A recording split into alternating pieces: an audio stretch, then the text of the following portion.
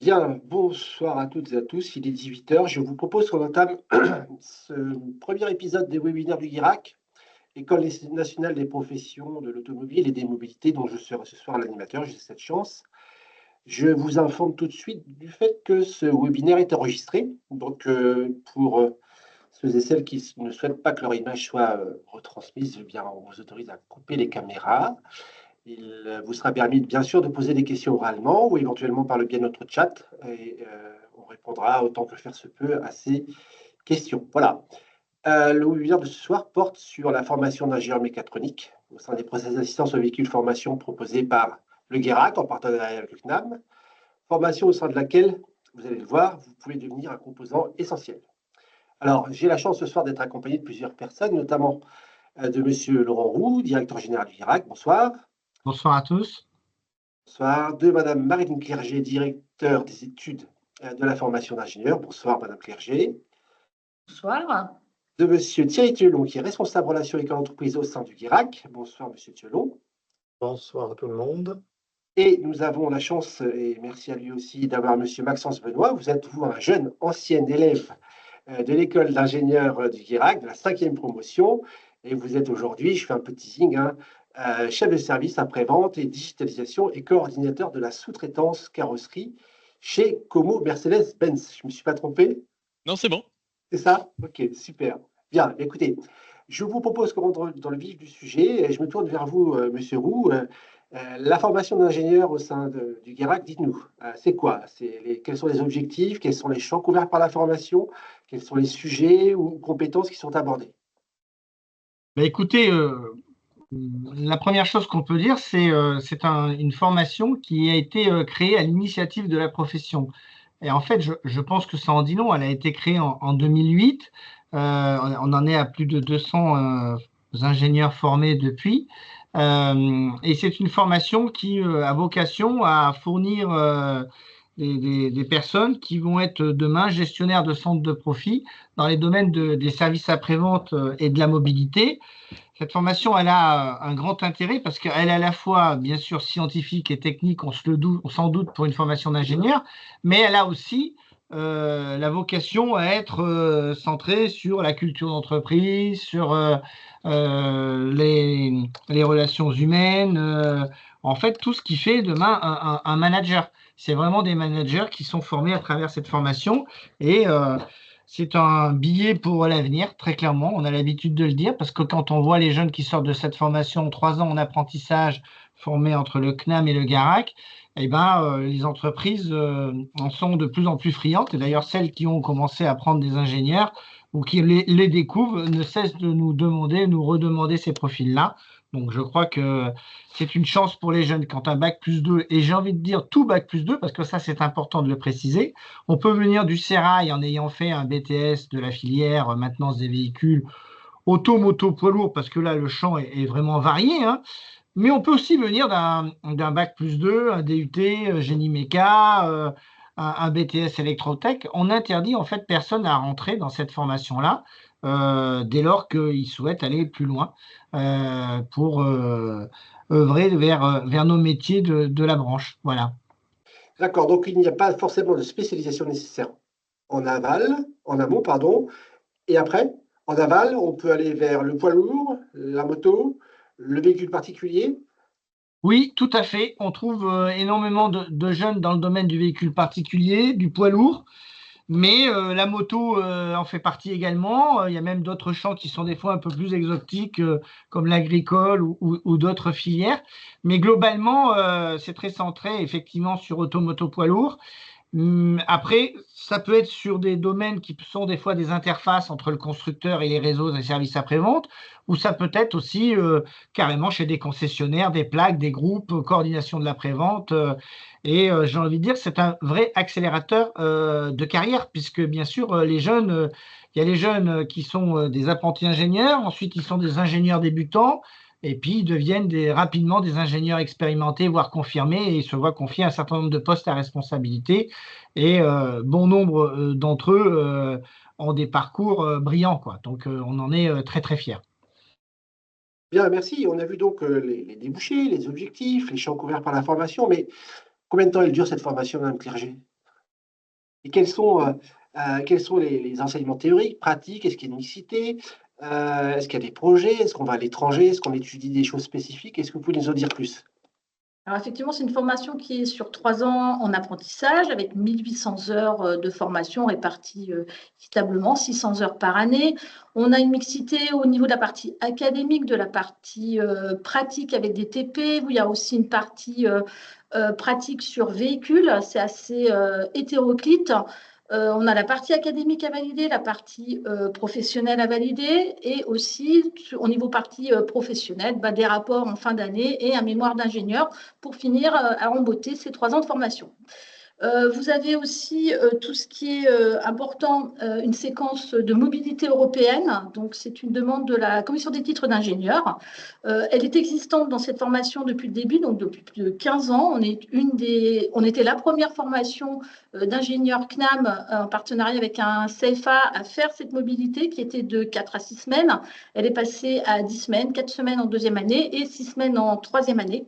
Donc, qui est un volet important aussi bien pour la pratique de l'anglais, les méthodes de travail dans un autre pays et aussi cette mobilité qui est une partie vraiment importante dans le métier d'ingénieur. Donc ça, c'est vraiment important. Une autre chose aussi peut-être à préciser sur cette formation, c'est que tout au long de ces 3 ans, chaque apprenti est accompagné d'un tuteur académique qui est généralement un enseignant ou formateur du GARAC qui va le suivre du début à la fin sur ces 3 ans. Donc à travers les visites d'entreprise, mais aussi au niveau de l'aide par rapport au choix du sujet, par rapport à la rédaction, par rapport aussi à la présentation, à la soutenance qu'ils vont avoir. Donc, pour les amener, tout ça, c'est une sorte d'entraînement pour les amener toujours à la finalité du mémoire d'ingénieur qui sera la dernière épreuve à passer. D'accord. Donc, j'ai bien compris, on a des enseignements académiques, des enseignements pratiques. Ça veut dire que je vais aller en atelier quand je vais être en école d'ingénieur. Ça veut dire que je vais plus passer de temps dans un amphithéâtre et où? Alors, c'est une formation qui est un vrai partenariat, contrairement peut-être aux autres formations CNAM où le CFA est vraiment partie prenante à travers le tutorat, mais à travers les enseignements. Donc, c'est un peu découpé sur les 2 premières années, 2 jours orientés GARAC, 2 jours orientés CNAM. Donc, on a une cours majoritairement à Guyancourt, on en a un petit peu à Argenteuil sur les TP véhicules. Et ensuite, c'est le CNAM essentiellement Paris, puisqu'on dépend du CNAM Paris, et CNAM Saint-Denis, qui est l'antenne d'alternance. Donc, ça va dépendre aussi sur les travaux pratiques des plateaux techniques qu'il y a, puisqu'on a certains plateaux techniques qui sont à Paris, d'autres à Saint-Denis, et on ne peut pas les échanger. Donc, il y a une mobilité aussi en région parisienne pour les futurs apprentis sur ces 4 ou 5 sites de formation. D'accord. Bien. Vous nous avez parlé des cours, vous nous avez aussi parlé de tuteurs académiques et de dossiers. Quel type de dossier, enfin, c'est quoi le rôle du tuteur académique par rapport au dossier du jeune? Alors là, et bien sûr qu'ils ont un rôle. La première chose, c'est les visites en entreprise. La première visite est la visite conventionnelle, qui découverte de l'entreprise, et puis commencer à aborder le choix du sujet de l'année. Sur la première année, on est sur du diagnostic qualité qui est assez vaste et qui permet à tout type d'entreprise de la formation de trouver un sujet et d'amener l'apprenti à le présenter au mois de septembre. Avant ça, on a un premier petit rapport au mois de janvier à présenter sur un rapport d'étonnement, donc présentation de l'entreprise, comment ça fonctionne et où je me situe. Donc là, c'est dans le cadre de la communication avec un jury plus restreint. Ça aide aussi les premiers échanges avec le tuteur académique sur la partie écrite orale. La deuxième année, on est sur quelque chose un peu plus technique, on prend de la hauteur sur de l'approche transversale de sujets. Donc là aussi, on a le tuteur académique qui est là sur le choix du sujet, en collaboration bien entendu avec l'entreprise et l'apprenti, et l'aide rédactionnelle et puis l'aide de la soutenance, parce qu'il faut préparer, faire des oraux pour faire une soutenance tout à fait correcte devant un jury composé de 4 personnes, pour arriver au mémoire, cette fois-ci avec un jury beaucoup plus conséquent, qui va être de 6 personnes. Il faut savoir, sur les 2 premières années, vous avez une session de rattrapage écriture orale. Par contre, mémoire d'ingénieur, on n'a qu'une seule appréciation et il n'y a pas de rattrapage, donc c'est one shot et ça détermine le diplôme à la fin. D'accord. Dites, ça fait beaucoup de travail. Il y a un taux de réussite important? Alors, oui, la réussite, bah, soit l'apprenti a tout. Alors, une petite précision, puisqu'on parlait de mobilité, d'anglais, il faut savoir que ce diplôme-là, puisque la CTI demande à toutes les formations d'ingénieurs maintenant, un B2 en anglais, donc un B2 qui correspond à 785 au TOEIC ou à 160 au LinguaSkill. Donc, il faut avoir toutes ses séquences académiques, toutes ses séquences professionnelles, ses mémoires, ses rapports et ce fameux B2 pour être diplômé. Alors, parfois, vous pouvez être ajourné parce qu'il vous manque un B2, il vous manque une unité académique. On est dans ces cas-là, l'apprenti est ajourné, c'est le jury qui va décider, on laisse une chance. Sur maximum 3 ans et on peut être non diplômé, mais on a 100% de réussite en comprenant les ajournés et parfois un apprenti qui rate. Mais en majorité, on est plus proche du 100% que du 80%. D'accord. Voilà. Bien, merci. Donc, j'ai bien compris. Il me faut ma partie académique, mon TOEIC, un stage à l'étranger de combien de temps? 4 semaines en deuxième année et 6 semaines en troisième. D'accord. Mais s'il me faut un TOEIC, il faut forcément que j'aille dans un pays anglophone ou je peux aller dans un pays qui n'est pas anglophone? Pas forcément, puisqu'ils passent déjà en deuxième année, ils passent un examen d'anglais, donc ils peuvent l'avoir avant. L'intérêt, c'est aussi de pouvoir pratiquer une autre langue, donc c'est quand même mieux d'aller dans un pays où vous êtes obligé de pratiquer, alors la langue internationale étant maintenant l'anglais. C'est quand même, je trouve, important. Et puis, c'est une ouverture culturelle, une ouverture sur l'entreprise, puisqu'on a à la fin de cette formation de plus en plus d'apprentis, de diplômés qui partent travailler à l'étranger, ou en Europe, ou dans des pays un peu plus lointains. D'accord. Très bien. Merci. Bien. Et alors après ma formation d'ingénieur, quel type de structure recrute les jeunes qui sont diplômés? Donc, alors majoritairement les entreprises d'apprentissage, puisque quand l'entreprise investit sur 3 ans sur ces formations-là, bah, c'est pour les garder, puisqu'ils les ont formés pendant 3 ans, voire 5 ans, parce que certains étaient déjà dans l'entreprise précédemment. Et ensuite, donc c'est pas plus particulièrement les groupes de concession, hein, aussi bien moto, poids lourd que véhicules particuliers essentiellement. On peut avoir aussi des constructeurs, on a les équipementiers. En sortie, de toute manière, il faut quand même savoir qu'ils arrivent à être chassés sur les réseaux sociaux pro comme LinkedIn avec en moyenne entre 5 et 10 demandes et voire même au début de leur carrière et après encore des contacts qui leur permettent d'avoir des offres d'emploi tout au long de leur carrière. D'accord, très bien, merci. Alors, je vois qu'on a des étudiants du Guérac qui sont connectés. On laissera après Maxence Benoît s'exprimer sur son parcours et nous expliquer un peu ce qu'il a fait et comment il a été pisté ou chassé par une entreprise. Mais avant qu'on cède la parole à Maxence, juste quelques mots encore, Madame Clerget, sur comment on fait pour accéder à l'école d'ingénieur. C'est quoi les prérequis? Alors, Est-ce qu'il y a un dossier? Est-ce que c'est sur concours? Est-ce qu'on a des tests? Comment ça se passe? Dites-nous. alors, non, ce n'est pas un concours, ce sont des tests de positionnement. En fait, vous avez un dossier à remplir qui est accessible sur le site du Garac, une préinscription avec les bulletins donc les notes de bac, les notes de BTS de première année, du premier semestre, puisque maintenant, ça y est, tout le monde a fini son premier semestre. Je vous ai dit donc les notes de bac. Un CV, une lettre de motivation et on va regarder pour faire passer des tests de positionnement sur 4 domaines, maths, sciences, anglais et communication. Alors, les maths et les sciences, un petit challenge, c'est sans calculatrice et sans formulaire. Donc, il y a un programme de révision qui est donné pour ce test-là. On va les interroger.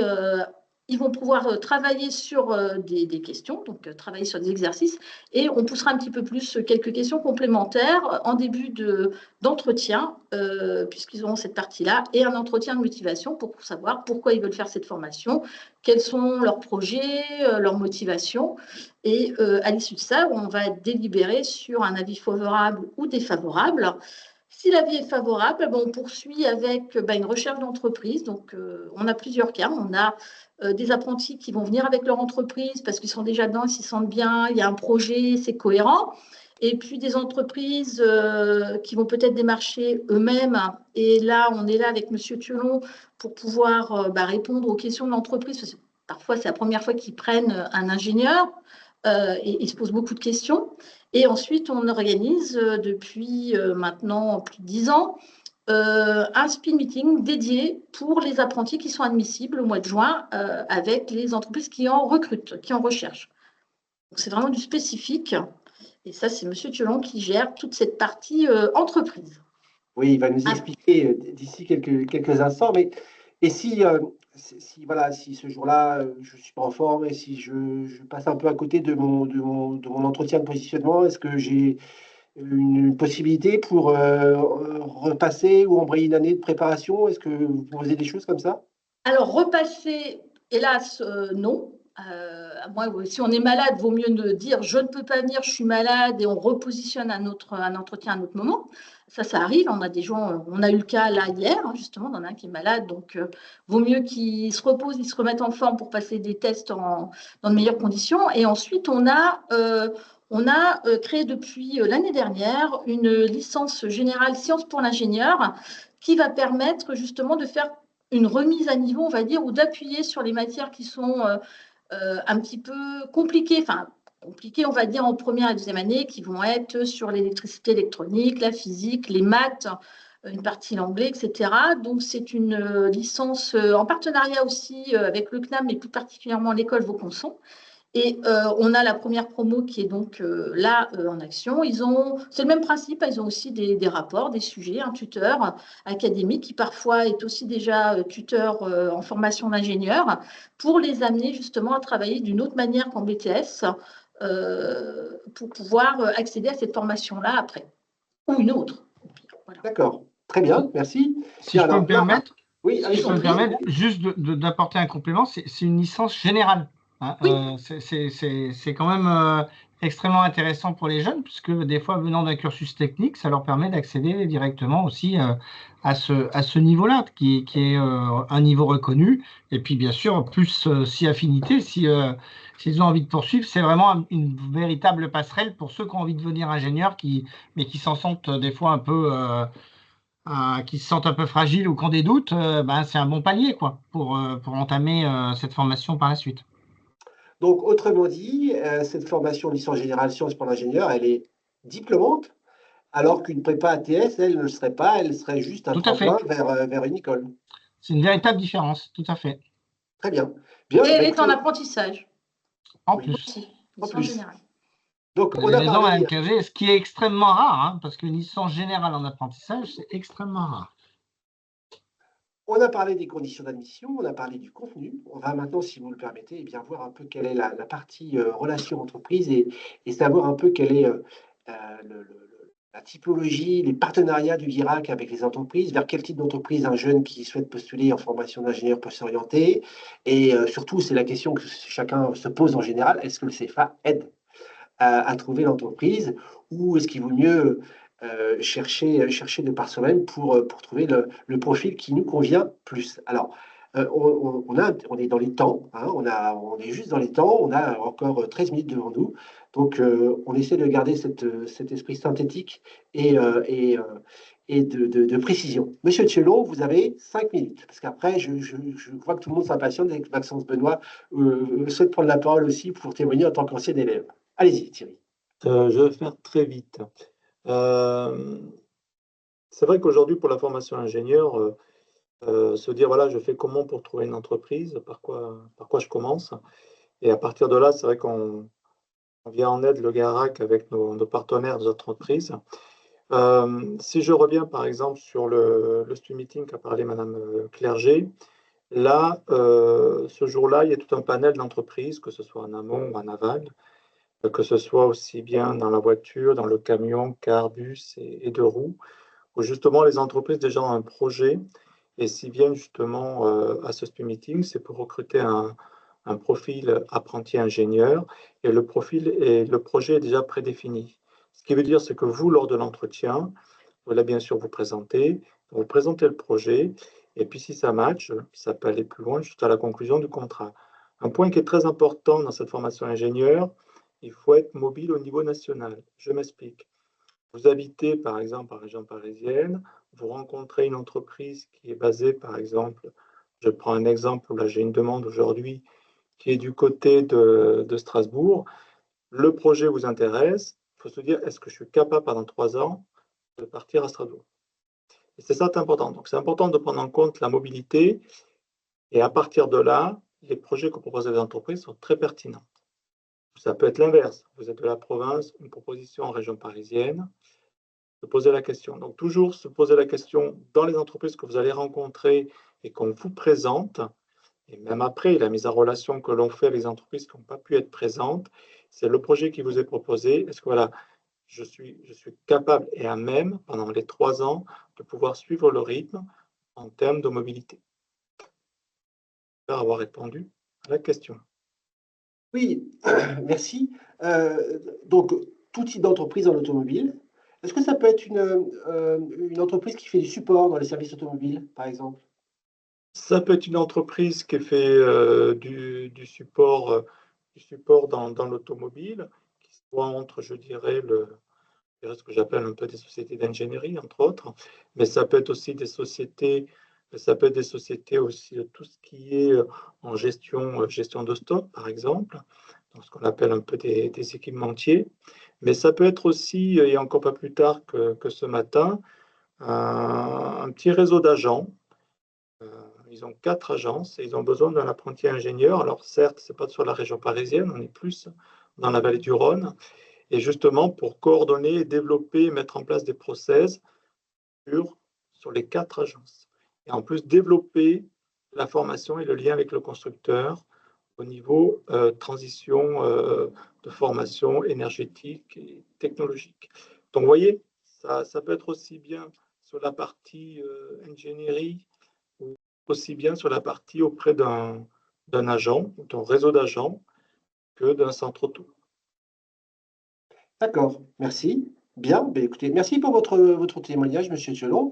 On va maintenant céder la parole à Maxence Benoît. Alors, Maxence Benoît, je vous rappelle, jeune ancienne élève, hein, promotion numéro 5 de l'école d'ingénieur du Guirac. Je vous ai un peu présenté tout à l'heure, mais je vais vous laisser vous présenter et puis surtout, après, je vais vous laisser nous dire un peu qu'est-ce que vous retenez de votre passage au sein de la formation d'ingénieur, quels sont les points forts, quels sont les qualificatifs que vous attribueriez à cette formation, à ces adjectifs, est-ce qu'il y a des choses qui vous ont plu, quelle était la pédagogie, qu'est-ce que vous en avez tiré, quelles compétences clés, est-ce que vous avez été ensuite pisté ou embauché directement ou chassé, comme l'a dit tout à l'heure Madame Clerget. Bref, voilà. Qu'est-ce qui s'est passé après? Dites-nous. Merci de m'avoir invité. Moi, dans mon parcours, j'ai fait le parcours après-vente classique avec le bac STI génie mécanique option système motorisé, le BTS maintenance après-vente auto, et j'ai voulu continuer mes études et en fait j'avais choisi à l'époque de faire la classe préparatoire ATS. Qui m'avait permis après le BTS, en effet, de me remettre à niveau sur la maths physique et mécanique. Et je pense qu'il a été d'une très bonne aide pour la formation d'ingénieur, qui permet de faire le gap comme le fait aujourd'hui la licence et qui a permis que tout cet enseignement pendant la formation se passe plutôt bien, malgré les difficultés qu'on peut forcément avoir dans certaines matières. Mais oui, ça permet de mieux appréhender la formation et notamment l'aspect académique. Voilà, j'ai fait ma formation chez Mercedes-Benz Paris à l'époque, entre 2012 à 2015, et complètement intégré au service après-vente sur la concession de Boulogne-Billancourt. Et ce que je retiens de la formation, c'est surtout une grande ouverture à tous les métiers de l'après-vente. Et leurs particularités, leurs besoins, les gestes métiers de chacun des collaborateurs, etc. Et c'est ce que Marine Clerget disait tout à l'heure, ça nous permet d'avoir une hauteur qui permet de prendre du recul, d'être en capacité d'appréhender le processus après-vente dans sa globalité, les gestes métiers, comme je le disais, et du coup, on est en capacité de prendre des décisions et d'agir sur ce même processus pour arriver à nos objectifs commerciaux, satisfaction et tout ce qu'on peut avoir comme objectif dans l'après-vente. D'accord, bien. Quel conseil vous donneriez à un jeune qui éventuellement s'interroge, hésite pour savoir s'il peut ou pas aller sur la formation d'ingénieur? Sur la question du pouvoir, le test de positionnement, c'est déjà un bon indice. de se préparer pour le test et d'y aller et de tout donner pour le réussir. Ensuite, si aujourd'hui en BTS, globalement, quelqu'un a été à l'aise, je pense que ça vaut le coup de continuer les études et d'aller chercher plus haut. Et pour celui voilà, qui a un vrai projet, qui veut devenir un vrai acteur de la prévente et qui veut être vraiment en capacité de comprendre et d'interagir avec l'ensemble des métiers et du processus et qui est prêt à affronter les nouvelles technologies, les nouveaux services et tout ce qu'on va être amené à proposer dans les années à venir. Si quelqu'un qui est intéressé par tout ça, bah, il faut qu'il fasse la formation. Ouais. D'accord. Alors, le TOEIC, c'est insurmontable ou c'est... Comment Pas du tout. dites-nous? Comment ça s'est passé pour vous? Non, non, pas du tout. Alors, il y a, il y a deux aspects. Alors, le TOEIC, c'est un examen voilà, qui se prépare comme n'importe quel examen, qu'il faut travailler. Après, il y a un vrai sujet qui est celui de l'anglais. Aujourd'hui, c'est absolument obligatoire, il me semble, dans l'univers professionnel et aussi dans l'univers personnel. Donc, autant faire une pierre de coups, se mettre à niveau en anglais. Et globalement, une fois qu'on a le niveau qui est acquis, c'est que du bonheur, puisqu'en fait, ça nous offre une facilité de compréhension, une facilité, une aisance pour discuter, et ça peut aussi ouvrir des vraies portes professionnelles. D'accord, très bien. Et votre stage à l'étranger, vous êtes allé où? J'étais allé en Russie. D'accord. Ah, qu'est-ce que vous en tirez comme expérience? Ah bah, bah, c'est une très grande satisfaction de l'avoir fait, puisqu'aujourd'hui, avec l'actualité géopolitique, je suis pas sûr que c'est quelque chose que je pourrais refaire une fois dans ma vie. On a été intégré pendant un mois à la prévente de deux garages en Russie sur place, donc deux garages de typologie complètement différentes.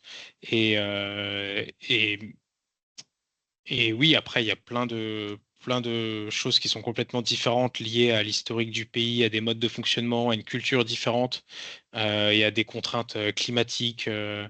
Avec la taille du pays aussi influe sur pas mal de choses, la livraison des pièces, les commandes, etc.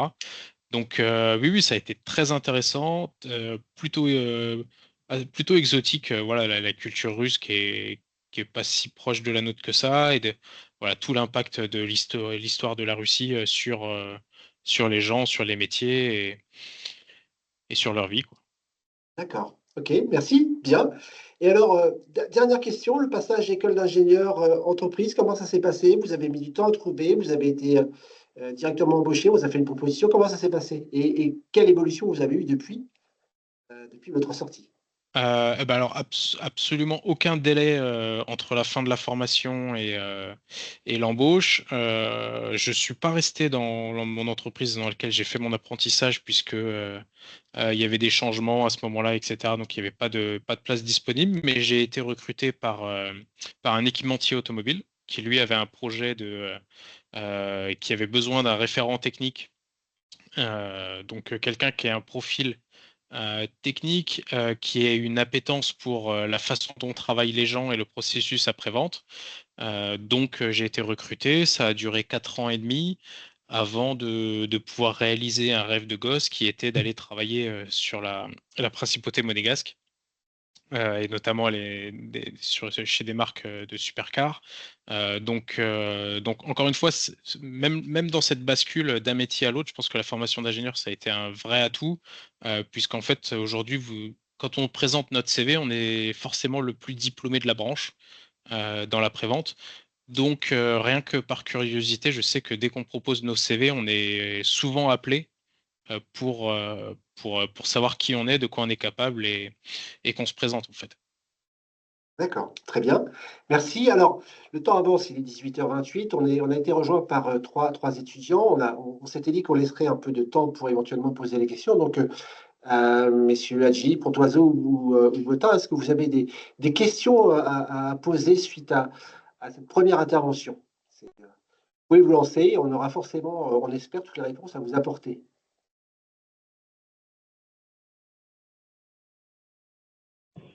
Ah, monsieur Hadji est en train d'écrire.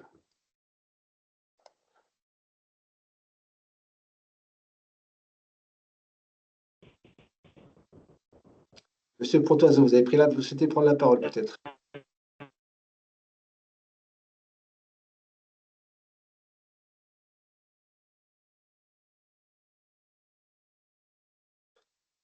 Monsieur Hadji, vous avez des problèmes avec votre micro parce que plutôt que d'écrire, peut-être que ce serait plus simple que vous nous posiez la question en direct.